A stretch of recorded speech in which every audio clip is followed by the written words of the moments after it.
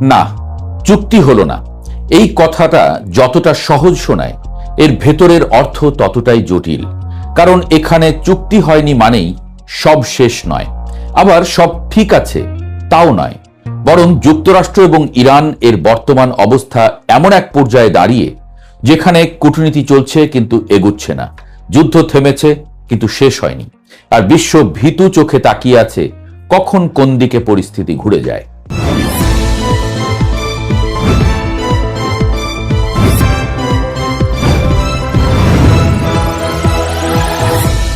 ঘটনার শুরুতে আমরা পাই একখানা যুদ্ধবিরতি, যেটাকে দেখে মনে হয় দুই পক্ষ ঝগড়া করতে করতে হঠাৎ চুপ করে গেছে, কিন্তু সেই চুপ থাকার ভেতরেই লুকিয়ে আছে হাজারটা না বলা কথা। প্রায় 3 সপ্তাহ ধরে এই যুদ্ধবিরতি চলছে, ব্যাহত শান্তি কিন্তু ভেতরে উত্তেজনা। নেতাদের দেশে দেশে আনাগোনা, এটাকে স্থায়ী চুক্তিতে রূপ দেওয়ার চেষ্টা হচ্ছিল, আর সেই চেষ্টার জায়গা হিসেবে বেছে নেওয়া হয়েছিল ইসলামাবাদ, যেন দুই ঘাড়তেরা মানুষকে বসিয়ে 1 কাপ চা খাইয়ে মিটমাট করানো হবে। কিন্তু কূটনীতির চায়ের কাপ যতই সুন্দর হোক, তাতে চিনি না দিলে যেমন মুখ বাঁকা হয়, তেমনি এই আলোচনায়ও মিষ্টি পড়ল না। মার্কিন প্রেসিডেন্ট ডোনাল্ড ট্রাম্প এই রাজিত আবার হঠাৎ করে তার প্রতিনিধিদের সফর বাতিল করে দেয়। কারণ কি? কারণ তার মনে হচ্ছে ইরানের প্রস্তাব নাকি যথেষ্ট নয়। আন্তর্জাতিক রাজনীতিতে এই যথেষ্ট নয় কথাটা এমন একটা জিনিস যা দিয়ে আপনি যে কোনো দরজা বন্ধ করতে পারেন, আবার চাইলে খোলার ভানও করতে পারেন। অন্যদিকে ইরানের পররাষ্ট্রমন্ত্রী আব্বাস আরাগচি রাশিয়ায় গিয়ে বললেন, আলোচনা ব্যর্থ হবার দায় সম্পূর্ণ আমেরিকার। তাদের দাবি নাকি বাড়াবাড়ি রকমের অযৌক্তিক, কারণ সব সময়ের মতোই তালগাছটা আমেরিকার চাই। কিন্তু এবার প্রতিপক্ষ ইরান, দুই পক্ষই এক আয়নায় তাকিয়ে আছে, কিন্তু প্রত্যেকেই অন্যজনকে বাঁকা দেখছে। এখানে এসে একটু থামতে হয়, কারণ প্রশ্নটা বড় সহজ। আলোচনা কি সত্যিই ব্যর্থ হলো, নাকি এটাই কূটনীতির স্বাভাবিক চালচিত্র? বিশেষজ্ঞরা বলছেন কূটনীতি কখনো সরল পথে হাঁটে না। এটা অনেকটা পুরনো বাংলা সিনেমার প্রেমের মতো, নানা ভুল বোঝাবুঝি, মাঝে মধ্যে বিচ্ছেদ, শেষে আবার দেখা। পার্থক্য শুধু একটাই, এখানে নায়ক নায়িকার বদলে আছে রাষ্ট্র, আর প্রেমপত্রের বদলে আছে নিষেধাজ্ঞা। সমস্যার মূলে আছে দুইটি বড় ইস্যু, পারমাণবিক কর্মসূচি আর হরমুজ প্রণালী। আমেরিকার বক্তব্য একদম স্পষ্ট, ইরানের হাতে পারমাণবিক অস্ত্র থাকতে পারবে না। এই দাবি এখন থেকে নয়, বরং অনেক আগে থেকেই জানিয়ে আসছে। অন্যদিকে ইরান বলছে তাদের কর্মসূচি শান্তিপূর্ণ, আর নিজেদের প্রযুক্তি নিয়ে কি করবে সেটা অন্য কেউ বলে দেবে কেন, তাদের কথায় যুক্তি আছে। আর হরমুজ প্রণালী, এটা তো আন্তর্জাতিক অর্থনীতির গলার নল।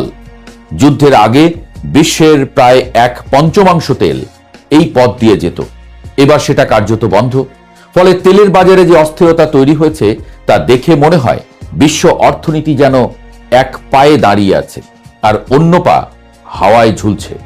এই পরিস্থিতিতে সবচেয়ে মজার বিষয় হলো, এখন কেউই এই যুদ্ধ আর চায় না, অথচ কেউই পুরোপুরি শান্তিতেও রাজি নয়। লন্ডনের কিংস কলেজের শিক্ষক রব গাইস পিনফোল্ড যেমন বলেছেন, কোনো পক্ষই নতুন করে সংঘাতে ফিরতে চায় না, কারণ যুদ্ধ মানে শুধু অস্ত্রের সংঘর্ষ না, বরং অর্থনীতির পতন, রাজনৈতিক চাপ আর জনগণের ক্ষোভ। ডোনাল্ড ট্রাম্প নিজেও এখন এক অদ্ভুত অবস্থায় আছেন। দেশের ভেতরে চাপ বাড়ছে, এখন যুদ্ধ জনপ্রিয় নয়, সাথে লাফিয়ে বাড়ছে তেলের দাম। ফলে তিনি একদিকে নিজেকে শক্ত অবস্থানে দেখাতে চান, অন্যদিকে যুদ্ধটাও থামাতে চান। এই দুই চাওয়ার মাঝখানে দাঁড়িয়ে থাকা মানে হলো দুই নৌকায় পা রাখা, আর আমরা সবাই জানি এর পরিণতি সাধারণত সুখকর হয় না। এদিকে ইরানের অবস্থাও যে খুব আরামদায়ক তা কিন্তু নয়। তাদের অবকাঠামো ক্ষতিগ্রস্ত, সামরিক শক্তি কিছুটা ক্লান্ত, ফলে তারাও চায় একটু সময়, একটু বিরতি।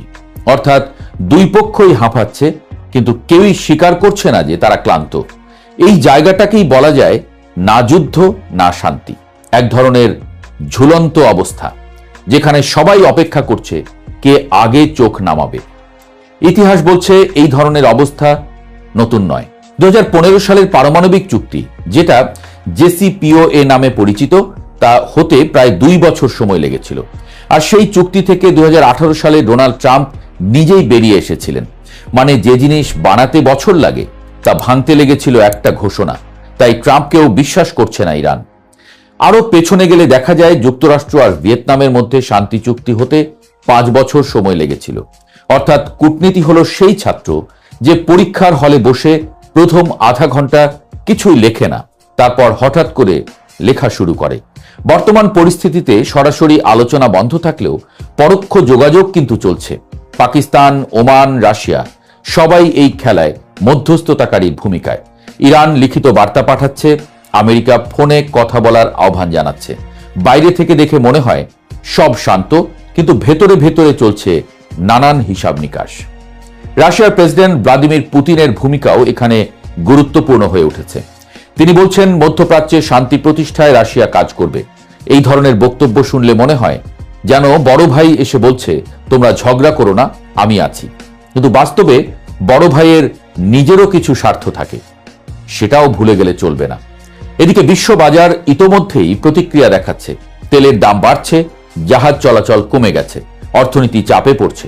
মানে যুদ্ধ না হলেও যুদ্ধের ছায়া পুরোপুরি উপস্থিত। সব মিলিয়ে যে চিত্রটা দাঁড়িয়েছে তা হলো এটা কোনো চূড়ান্ত ব্যর্থতা না, বরং এটা এক দীর্ঘস্থায়ী টানাপোড়েনের শুরু। এখানে প্রত্যেক পক্ষই মনে করছে সে জিতছে, কিন্তু বাস্তবে কেউই জিতছে না। সবচেয়ে বড় কথা, এই পরিস্থিতি খুব সহজে শেষ হওয়ার নয়, বরং এটা ধীরে ধীরে এক ধরনের স্বাভাবিক অস্বাভাবিকতা হয়ে উঠতে পারে, যেখানে যুদ্ধবিরতি থাকবে, উত্তেজনা থাকবে, মাঝে মধ্যে আলোচনা হবে, আবার ভেঙে যাবে। শেষ পর্যন্ত কি হতে পারে? সম্ভবত একটা অর্ধস্থায়ী যুদ্ধবিরতি, যেখানে কেউ পুরোপুরি সন্তুষ্ট না, কিন্তু কেউই ঝুঁকি নিতে রাজি না। এটা অনেকটা সেই সম্পর্কের মতো যেখানে বিচ্ছেদও হয় না, আবার সম্পর্ক ঠিকমতো চলে না। তাই বলা যায় যুক্তরাষ্ট্র ইরান আলোচনা ব্যর্থ হয়েছে কিনা এই প্রশ্নের উত্তর সরাসরি দেওয়া যায় না, কারণ এখানে ব্যর্থতা আর সফলতার মাঝখানে যে জায়গাটা আছে ঠিক সেখানেই দাঁড়িয়ে আছে পুরো ঘটনা। আর এই দাঁড়িয়ে থাকার ভঙ্গিটাই সবচেয়ে বিপজ্জনক, কারণ এখান থেকেই যে কোনো সময় গল্প ঘুরে যেতে পারে শান্তির দিকে কিংবা আবার আগুনের দিকে। জানেনই তো, বড় কোনো ঝড়ের আগে আবহাওয়া থমকে থাকে।